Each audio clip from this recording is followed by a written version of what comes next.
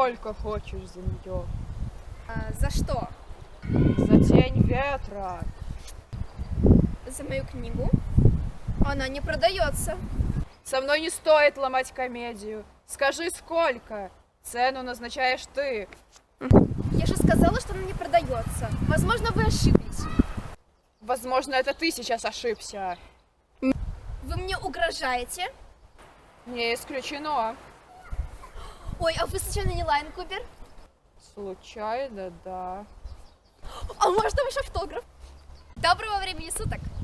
Как вы, возможно, уже поняли, это видео будет полностью посвящено этой замечательной книге, а именно книге Карлоса Руиса Сафона «Тень ветра», под впечатлением от которой я нахожусь до сих пор. Возможно, у вас в голове возник такой вопрос, что же это за персонаж такой Лайн Кубер, у которого я, собственно, просила автограф. Так вот, это один из главных персонажей этой книги. Ну, а сейчас, естественно, я расскажу немного о ней, чтобы вам захотелось ее прочитать. И я уверена, вам обязательно захочется. Вообще, по моему мнению, у этой книги и нет жанра, потому что она сочетает в себе все жанры. А жанра, который описывает все жанры, еще пока не придумали. Ну или же, может быть, я такая не знающая. Не знаю. Эта книга сочетает в себе и фантастику, и приключения, и ужасы, и детектив. В ней есть некоторые исторические факты, а также тут можно найти любовную драму. Коротко говоря, какой бы вы жанр ни любили, вам обязательно понравится эта книга. Я гарантирую.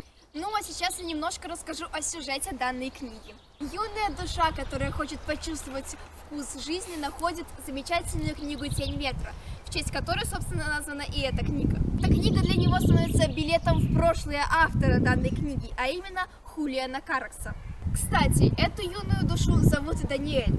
Читая эту книгу, мы словно переживаем жизнь Даниэля. В начале книги мы видим его в возрасте 10 лет. Под конец книги он становится старше раза в 2. Мы видим его первый поцелуй, его первый бой, его первое приключение, его первая ложь. Мы все видим.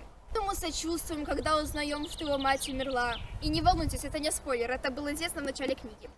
Кстати, что немаловажно, все персонажи этой книги очень детально продуманы.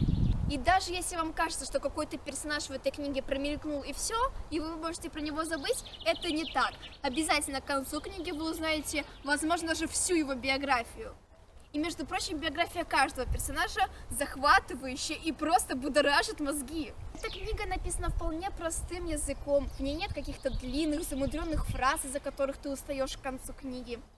С каким восторгом я читала абзацы, где были описаны города и улицы старой Барселоны. Вообще, если коротко, это книга о прошлом и о том, как история одного человека может повлиять на историю другого. Эту книгу хочется перечитывать сотни тысяч раз, потому что, когда ты прочел ее первый раз, ты можешь что-то не понять, или когда некоторые факты ты узнаешь в конце, тебе захочется их сопоставить с предыдущими фактами, и ты обязательно захочешь ее перечитать во второй раз.